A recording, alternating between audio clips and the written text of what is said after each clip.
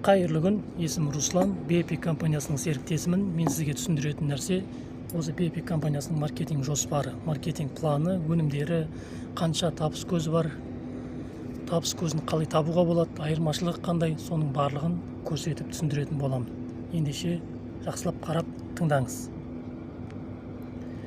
BP компаниясының негізін қалаған осы Дэн Патнам мырза, қасындағы өзінің командасы, отбасы деп айтсақ та болады. Яғни компанияның өнімдерін шығарып жатқан ғалымдары, орысша айтқанда ученыйлар. Компанияның өнімдері Америка елінде Юта штатында өзінің фабрикасында өндіріледі. Бұл айтқанда заводында, яғни өздерінің заводы бар деген сөз. Сертификаттары бар, халал деген әртүрлі сертификаттары бар, расталған. Компанияның основном шығарып жатқан өнімдері денсаулыққа қатысты табиғи жасушалық өнімдер. Орысша айтқанда клеточное питание. Бұның барлығын айтатын болсам, қазір уақыт кетіп қалады. Ол жайында арнайы видео түсірілген. Кейін тағы да түсіремін бұйырса. Әрі қарай компания ашылып осы жұмысын бастаған кезде осы 58 деген бір ғана өніммен бастаған болатын. Осы бір өніммен бір уақытта әлемнің 180 мемлекетін жаулап алған болатын, осы бір өніммен. Енді өзіңіз ойлай беріңіз, қазіргі уақытта компанияда осыншама 20-дан астам өнімдері бар. Осы бір өнімнің өзі 700 ауруды алдын алады, онкологияны алдын алады, қартаюды алдын алады, жап-жас болып жүргенге не жетсін. Иммунитетті көтереді, энергия береді. Адамның иммунитеті жоғары болғаннан кейін ауру жоламайды деген сөз. Тағы басқа айта берсем, енді өте керемет өнім, керекті өнім барлығымызға, баршамызға. Компания жасушалық өнімдерден бөлек машинасы барларға керемет өнімді шығарды. Ол fuel taps деп айтылады.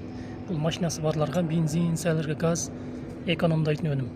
Моторды дұрыстайды, тазалайды, экологиядан сақтайды, түтіннің аз шығуына ықпал етеді, және қаншама ақшаңыз қалтаңызда қалады деген сөз. Енді маркетинг жоспары қандай, соны түсіндірейін. Компания Америка елінің компаниясы. 2016 жылы Америка елінде құрылды. 2017 жылы январ айының 15 күні әлемдік нарыққа шықты. 2017 жылы әлемнің 180 мемлекетін жаңағы осы 58 бір өніммен жаулап алған болатын. Қазіргі уақытта компания 10 жылдан аса өз жұмысын бір қалыпты жұмыс жасап келе жатыр. Әрі қарай бұл компанияға келіп маркетинг планымен айналысқан әрбір серіктес, жаңадан келген серіктес, басқа жобаларға қарағанда 15 есе тез табыс табуға мүмкіндігі бар. Немесе бұл компанияға жаңадан келген көшбасшылар, яғни басқа компанияның көшбасшылары, лидерлары осы компанияға келіп маркетингпен айналысса, 5 есе тез табыс табуға мүмкіндігі бар. Яғни 5 есе табысы жоғары көтеріледі деген сөз. Бұл деген енді мен айта алмаймын. Мен бұны осы компанияға келмей тұрғанымда қаншама проектілерді білем, болғанмын. Товар не болсын, басқа болсын, компанияның беріп жатқан маркетинг планға, мына беріп жатқан табысына жетпейді. Неге жаңадан келген әрбір серіктес 15 есе табыс табады? Оны да мен түсіндіре аламын. Бұл компанияда 9 түрлі табыс көзі бар. Реферальный бонус, бинарный бонус, матчинг бонус, бонус жизни, бонус за статус, бонус поколения, мировой бонус, премия с продаж деген сияқты. Енді табыс көзі өте көп. Онлайн. Алғашқы табыс көзі ол реферальный бонус. Компания табысты товар айналымның 50%-ын төлейді. Өзіңіз ойлаңыз. 50% реферальный бонус төлейді. Ойлаңыз. Бізде үлкен пакет 70 CV-ден басталады. 70 CV деген компанияның өзінің нес бағасы. Біздің доллармен айтқанда үлкен пакет жаңағы лидерский пакет деп айтамыз. 115, 117, 127, 137 доллардан басталады. Мысалға 137 долларға бір серіктес кіретін болса, компания сізге сол алған өнімнің 50%-ын төлейді. Ол 35 доллар. Мысалы 117 долларға кірді, 127 доллар, 137 долларға кірді. Ол әріптес жаңағы өнімді алды. Өзіне керекті өнімін алады ол моменталны. Компания сізге сол үшін 35 доллар төлейді. Былай қарасам, мен қаншама проектлерде болдым. Қаншама компаниялар болған кезде олар айтады, ең үлкен пакеттерін айтады. Олардың көбісінің үлкен пакеттері $500 жоғары. $500, $1000, $350 деп айтады мысалға. бір проектіні білем, мысалға 185 мың теңге ме 195 мың теңгеге бір әріптесті кіргізсең, сізге беретін 6 мың теңге. Өзіңіз ойлаңыз. Тағы бір проект бар, ең үлкен пакетті $350 деп айтады, яғни лидерский пакет деп айтады. $350. $350 бір әріптесті кіргізсең, сізге беретін $50. Ол $50 шығара алмайсың еще. Бірақ адамдар сонымен айналысып жатыр. Әрине адамдар желілік маркетингден табыс таппайтын. Содан және ол адамның өзіне байланысты. Таңдаған компаниясы дұрыс емес та. Содан кейін ол сетевой маркетингті жамандайтын, содан өзіне қарамайды. Соған мән беру керек. Мен соған қатты мән бердім. Мысалы кіргізеді адамды $350 беретін $50. $50 қанша бір 20-25 мың ба? Ал мына жерге ойлаңыз, сол $350 осы компанияға кіретін болса, ол адам кіргізетін болсаңыз $350 сізге компания теңгемен айтқанда 70-80-90-100 мың теңге аласың ғой. Екі есе ақшаны көп төлейді компания. Және ол кірген серіктес өзіне керекті өнімдерін таңдап тұрып алады. Яғни құдада дейш, құдағида дейш. Адам осыған да мән беру керек. Міне реферальный бонус деген осы. Яғни жаңадан келген серіктес, басқа проектте жаңадан келген серіктес осы компанияға келгенде 15 есе тез табыс табатын содан. Яғни бір серіктесті $500-ға, $1000-ға кіргізетін болсаңыз, сізге компания $35 емес, сіз одан да жоғары табыс аласыз. Моментально $100, $200, $300 алуыңыз мүмкін. Сразу. Ал бірақ бізде ең үлкен пакет бар жоғы $117, $127, $137. Өткенде бір серіктеспен сөйлесіп отырсам, айтады, мен сіздің пакеттерің кәдімгідей арзан ғой дейді ғой. Ең үлкен пакеттерің қандай дейді? Осындай деп айтсам, саған басқа компаниялардан 500 мыңға 1 миллионға кіргізесің, қолыңа беретін бір 20-30 мың теңге дейді. Ал мына жерге сол суммаға кіргізсең, сіз қанша ақша аласыз да? Осыған мән беру керек. Бұл реферальный бонус. Яғни сіз кіре сала команда құрып бастаған кезде сіздің табатын табысыңыз осы $35 жоғары. Ең керемет табыс көзі. Екінші табыс көзі бізде маркетинг план бинар. Бинарды көбісі біледі, кейбіреу білмейді. Бинар негізі ақшаның көзі, бинарда тез табам десеңіз. Бірақ бинардың да бинары бар. Бұл жерде бинар сізде екі ақ ветка болады да, оң жақ, сол жақ. Сіз екі веткамен, екі командамен сіз үлкен табысқа шығасыз. Шыға аласыз. Яғни сіз мынау оң жақ командаңыз бар емес пе? Оң жақ командаңызда адамдардың барлығы бірін жаңағы алтын жіппен байланады ол айтқан кезде. Пелип деген бар, спонсорыңыздан тапқан табысы бар, спонсорының адамдары сізге түседі дегендей керемет енді. Бинарный бонус бұл жерде апта сайын төленеді. Ең қызығы. 8%-дан жоғары. Бинарный бонус 8% мен 20% арасында әр апта күні, әр среда күні төленеді. Мысалы, сіз келдіңіз, екі адам кіргіздіңіз, одан кейін бір жағыңызға па деп тұр ғой, міне, па. Перелик жоғары спа деп тұр ғой, стрелканы көрсеткен. Спонсорыңызда сіз жұмыс жасап отыр ғой, сіз спонсордың астында тұрсыз. Спонсорыңыздың да екі ақ веткісі бар, ода басқа веткі жоқ. Мысалы, сіз оның оң жағында тұрсыз дейік. Спонсорыңыз оң жаққа адам тіркей бастаған кезде, ол сіздің оң жағыңызда адамның астына түседі ғой переликпен.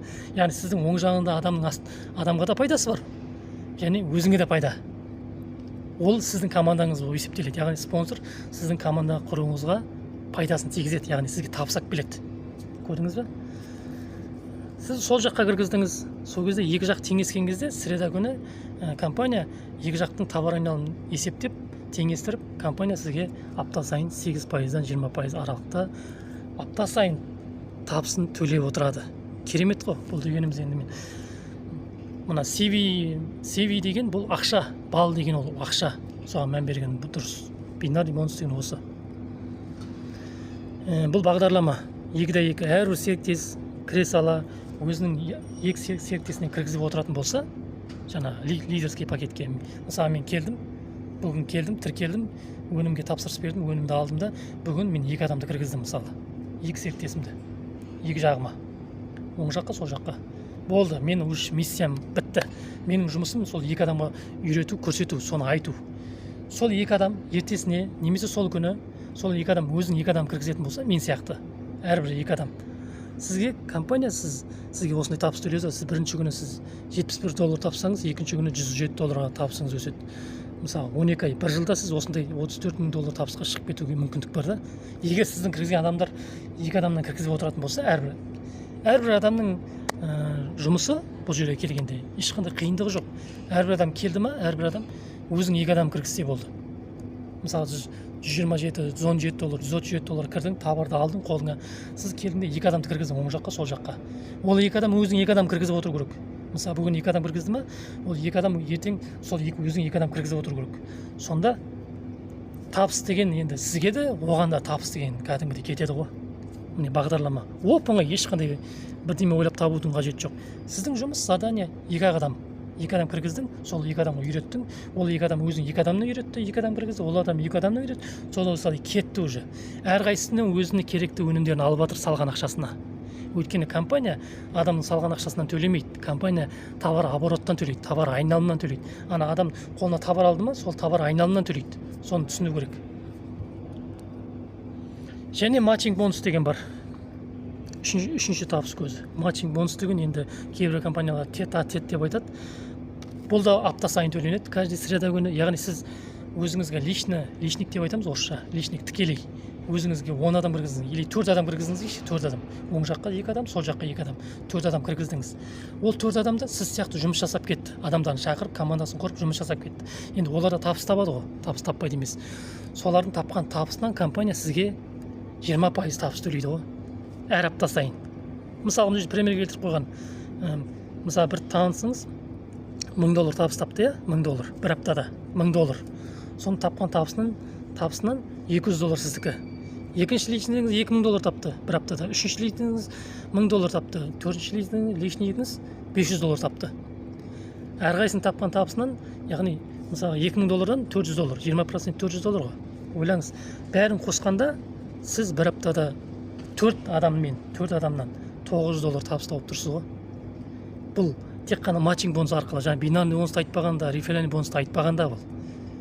Яғни сіздің лишнийіңіз көп болса, мысалға 10 лишнийіңіз бар дейікші, мына оң жақта 10 адам, сол жаққа 10 адам тіркеп тастадыңыз. Және сол 10 адаммен жұмыс жасап жатсыз. Сол 10 адам әр апта сайын табыс тауып жатыр. Біреу 100 мың табады, біреу 200 мың табады бір аптада, біреу 300 мың теңге табады. Соның әрқайсысын тапқан табысынан компания сізге 20% төлеп отырады. Не үшін төлейді? Себебі компания айтады, сіз мына адамдарды әкелмесеңіз, бұл адамдарға келмесеңіз, бұл адамды мен танымайтын едім дейді. Через сіз арқылы мен танып отырмын бұл адамдарды дейді. Ойлаңызшы, компания қалай сіздің еңбегіңізді бағалап тұр. Бұл адамдар сіз әкелмесеңіз, мен сізді танымайтын едім дейді. Бұларды танымайтын едім. Сіз әкелдіңіз деп тұр ғой. Ортада сіз алдын жеп, жаңа не болып тұрсыңыз деп тұр ғой. Көрдіңіз бе? Себепші болып тұрмын да. Және бұл адамдарға мен үйреттім. Бұл адамдар сразу келе сала табыс таппайды. Олар келгенше сұрақ қояды, соның сұрағын жауап бересің, үйретесің, көрсетесің, қалай, как, оның адамдармен кездесесің, адамдармен түсіндіресің деген сияқты. Оның бәрі жұмыс былай қарағанда. Бұл адамды табысқа шығаруға менің интересім бар да. Бұлардың табыс тапқаны маған керек. Осы серіктестерім, менің командам әрқайсысы апта сайын $1000, $2000, $10,000 табыс тапса екен деп тілеймін. $100,000 табыс тапса екен, миллионер болса екен деп тілеймін. Себебі олардың миллионер болғаны маған керек. Өйткені әрқайсының тапқан табысынан компания маған табыс төлейді. Олар да солай өздерінің командасынан табыс алады. Яғни олар менен де табыс көреді. Өйткені мен олардың әрқайсысына астына переліппен мен бинар бойынша команда келіп жатырмын, команда. Олар да сол командадан менің әкелген командамнан олар да табыс тауып жатыр. Яғни бір-бірімізге взаимно связано қылып қойған маркетинг қандай. Сол үшін де интерес бар да, керемет бонус та бұл, түсінсеңіз. Енді төртінші табыс көзі, енді керемет өмірлік бонус деп айтамыз. Бонус жизни, орысша айтқанда лайфстайл бонус деп айтады. Схема, 2-2 схема, 3-3, 4-4, 5-5 схема. Яғни осы схеманы орындап отырсаңыз, компания ай сайын осы бонусты беріп отырады. Мысалы, 2-2 схемасын орындасаңыз, $100 төлейді. 3-3 схемасын орындасаңыз, $300. 4-4 схемасын орындасаңыз, $500. 5-5 схемасын орындасаңыз, $700 табыс төлейді ай сайын. Оның схемасы қандай? Өте қарапайым және оңай. Лидерский пакет 70 CV-ден басталады. Ол дегеніміз енді 117, 127, 137 доллардың шамасы, доллармен айтқанда. Енді теңгемен айтатын болсаң, доллар бітіп тұр ғой, соған байланысты. 2-2 мысалға бұл, әр айдың басынан, әр айдың аяғына дейін сізде уақыт болады. Яғни компания сізге осы бонусты алу үшін сізге бір ай уақыт береді, 30 күн уақыт береді. Сол 30 күннің ішінде орындасаңыз, осы схеманы, компания сізге $100 төлеуге дайын. Мысалы, сіз келдіңіз, айдың басында сіз заказ бердіңіз, или айдың ортасында бересіз, ол проблема емес. Әйтеуір сол айдың ішінде заказ берсеңіз болды, лидерский пакетке. Сіз заказ жасайсыз, және сіз 2 адам кіргіздіңіз ғой, 2 адамды. Немесе 2 адам кіргізесіз. жаңа лидерский пакетке. Сол 2 адамнан сізге 35 доллар түседі. Егер жаңа 120-117 долларға кіретін болса, егер одан жоғары суммаға кіретін болса, сіз 35 доллардан жоғары аласыз. Енді 2 адамды кіргіздіңіз, бонусты алдыңыз. Сол 2 адам сол айдың ішінде сіз сияқты ол 2 адамды кіргізу керек лидерский пакетке. 2 адамға кіргізген кезде компания сізге 100 доллар бонус төлейді. Сіз реферальный бонус бір аласыз. Бинарный бонусыңыз бар, апта сайын алатын. Және осылардың тапқан табысынан алатын матчинг бонусың тағы бар. Және мына 100 долларды аласыз келесі айда. Ойлаңызшы, сіз уже 4 табыс көзін аласың да айтқан кезде бір алғанда. Және осы схеманы әр ай сайын орындап отыратын болсаңыз, ол бар жоғы 6 адам. 6 серіктес деген 6 адаммен ғана істейтін.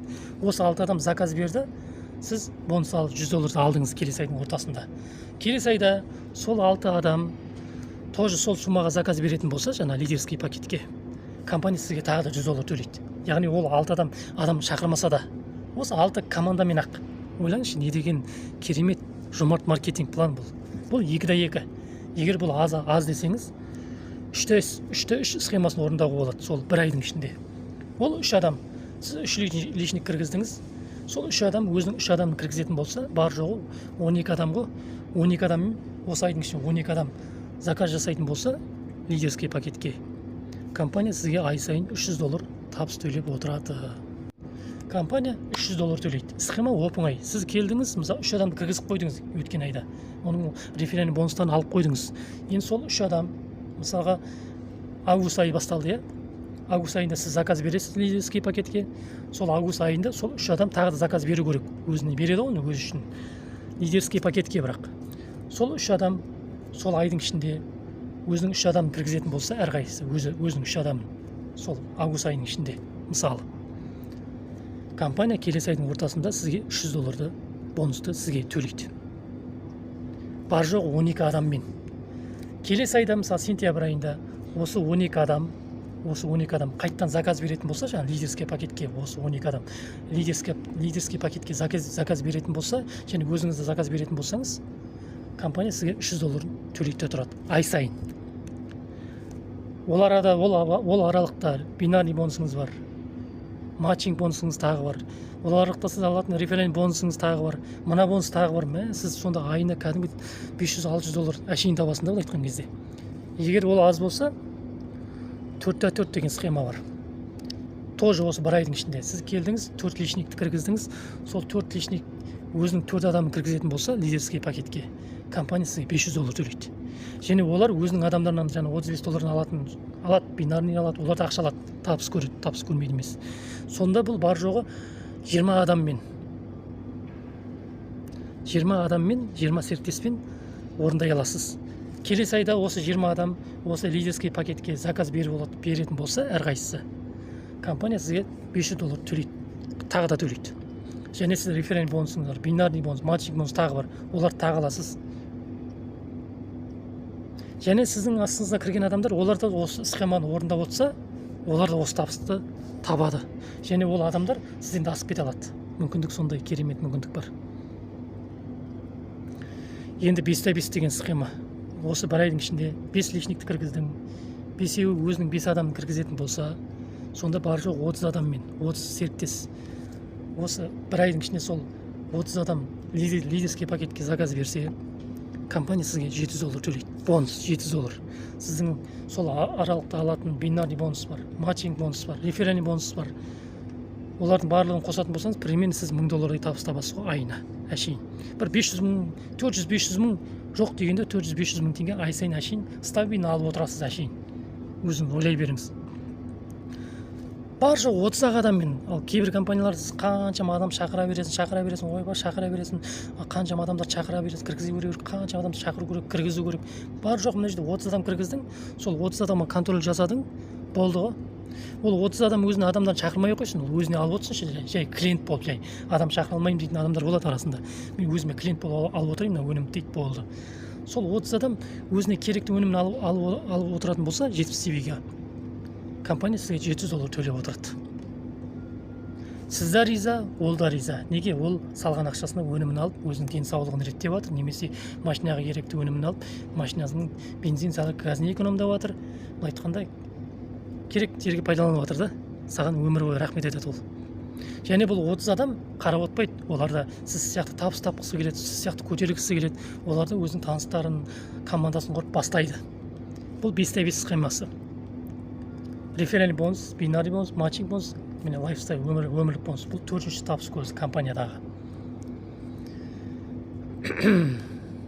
Мына жерде енді 5-ші табыс көзі бұл жаңағы статусқа көтерілген кезде сіздің бинардан табатын табысыңыз көтеріледі.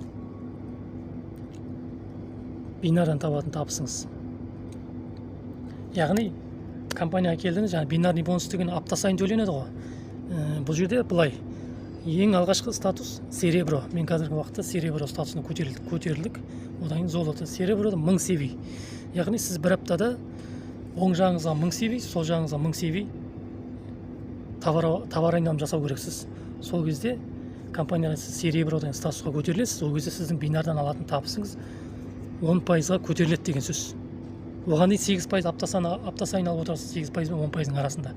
Серебро статусына көтерілген кезде 10%-ға табысыңыз көтеріледі деген сөз. Одан кейін золото. Золото апта сайын. Бұл жерде бір аптада орындау керек бұл статусты. Ранг деп айтады ғой бізде. Ранг, статус. Бір аптада золото статусын орындайтын болсаңыз, 2500 CV жасайтын болсаңыз, бір аптада. Ол кезде сіздің бинардан алатын табысыңыз, бинарный бонусыңыз 12%-ға көтеріледі. Яғни сіз статусқа көтерілген сайын, сіздің бинардан алатын табысыңыз көтеріледі. Зеленый бриллиант болсаңыз, сіз апта сайын 20% бинарный бонус алып отырасыз. Жай ғана бинарный бонустың өзі. Бинарный бонус жоғарыда мен түсіндіріп өттім қандай екенін. Міне бинарный бонус деген апта сайын, көрдіңіз бе? Мысалға, бір аптада оң жағыңызда 210 балл жиналды, сол жағыңызда 140 балл жиналды дейікші, бір аптада. Среда мен среда арасында. Сол кезде қалай төленеді? Ең аз жағынан ғой, мысалы, ең көбі 210. CV деген балл ғой, 210. Мына жақта 140. Демек, 140 пен 210-дағы 140-ды алады да, екеуін теңестіреді, сізге компания 8%, 10%-ын төлейді жаңа сіздің статусыңа байланысты. Қалған балл бар ғой жаңағы. 210-нан 140-ды алып тастайық. 210-нан 140-ды алып тастағанда ар жағында 70 CV қалады, 70 балл. Ол 70 балл күймейді. 70 балл келесі аптаға жалғасады уже. Оған сіздің командаңыз тағы да заказ береді, товар айналым жасайды. Оның үстіне тағы да балдар қосылады ғой, көрдіңіз бе? Сол жер күшті да, бұл жердің сол жер керемет. Әрі қарай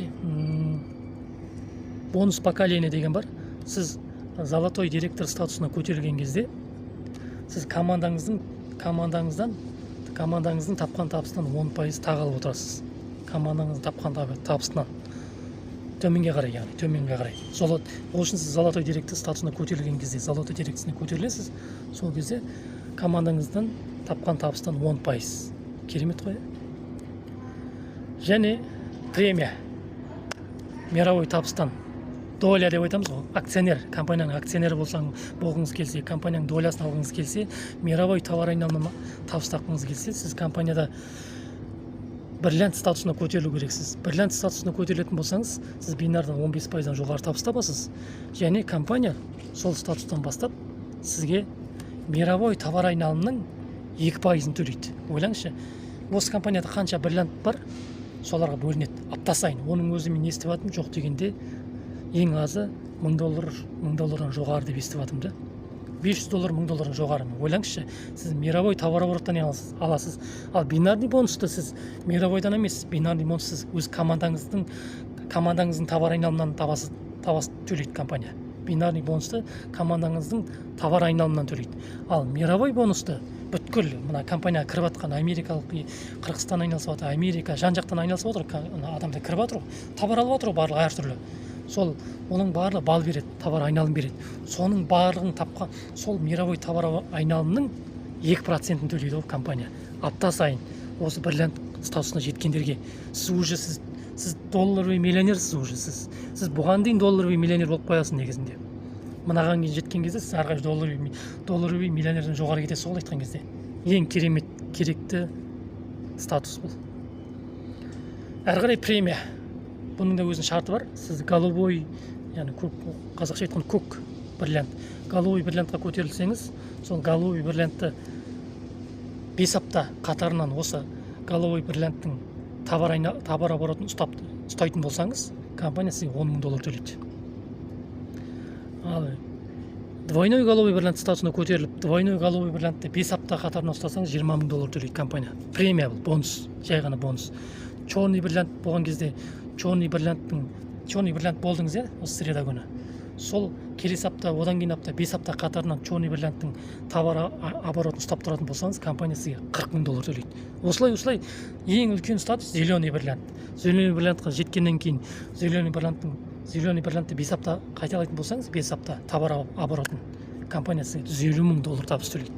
Не деген ақша мынау? Және ұсыну және пайда көру. Ең соңғы табыс көзі ол жаңағы от продажи деген айтады ғой. От продажи қалай? Бұл жерде товар сату не обязательно? Бұл сатудың да қажеті жоқ. Сіз келдіңіз, команда құрып жатсыңыз, команда құрып жатсың. Сіз командадан сізге табыс түсіп жатыр, жаңа табыстың бәрін алып жатсыңыз.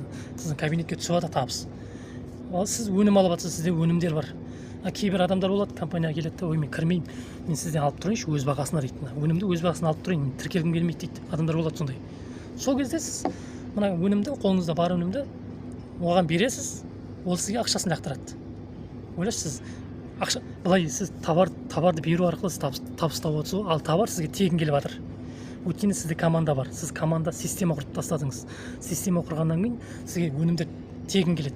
Ал сіз өнімдерді жаңағы клиенттерге беріп, плюс тағы ақша көресіз ғой. Керемет қой. Енді сізге айтарым, қазір тіркеліп табыс табуды бастаңыз. BP компаниясы 2017 жылдан бері, 2016 жылы құрылды, 2017 жылы нарыққа шықты. Қазіргі уақытта 10 жылдан аса жұмыс жасап жатыр. Жасағаннан кейін осындай желілік маркетингте жасау керек. Осындай. Міне, компания маркетинг план бойынша халыққа товар обороттан 60%-дан жоғары табыс төлеп жатыр. 60%, 80%, кейде 90% болады. Ойлаңызшы. Ал кейбір желілік маркетингтерде жаңағы товарный компанияларда, товар болсын, басқалар болсын, халыққа беріп жатқан ақшасы 80 қанша? 20%, 30% ғана беріп жатыр ғой. Содан кейін әрине халық байымайды, содан кейін халық сетевой маркетингте жамандайды. Өйткені өзінен де бар сондай компанияға кірген. Маркетингке қарамаған, товарды қарайды да, маркетингке қарамайды. Сонда халық компанияны байытады, спонсорын байытады, бірақ өзі байымайды. Себебі компания, ол жердегі компания, маркетингке беріп жатқан ақшасы, халыққа беріп жатқан ақшасы 20-30% ғана. Мизерный копейка. Мына жерде BP компаниясында халыққа беріп жатқан ақшасы 60%-дан жоғары. Сол үшін де осы компанияға жаңадан келген серіктестер басқа компанияларға қарағанда 15 есе тез табыс табатын содан. Жаңадан келген көшбасшылар басқа компанияларға қарағанда 5 есе табысын жоғары көтереді. 5 есе. Сол үшін де мен ойлаймын, айналысқаннан кейін осындай компанияда айналысу керек. Мен тура осындай маркетинг планды әлі мен көрген жоқпын. Талай компанияларда мен болдым, болмадым демеймін. Табыс көрмедім емес, көрдім. Бірақ мынандай маркетингті мен енді айта алмаймын сөзбенше. 15 есе тез табыс нарықтағы ең жылдам табыс жүйесі бұл. Бірақ ол сізге байланысты. Сізді осы BP компаниясына шақырамын. Егер табыс көзін іздеп жүрген болсаңыз, келіңіз, хабарласыңыз. Есігім ашық, есігіміз ашық. Және осы қазақ тілді арнаны қолдаңыз, подписат жасаңыз, тіркеліп қойыңыз, лайк басыңыз. Өзіңіздің керемет комментарийіңізді жазыңыз. Алдағы уақытта тағы да керемет видеолар түсіремін, жаңағы өнімдерге қатысты болсын, басқа әртүрлі, неше түрлі видеолар шығатын болады. Сондықтан да ісіңізге сәттілік, сізбен бірге болған ол Руслан, BP компаниясының серіктесі.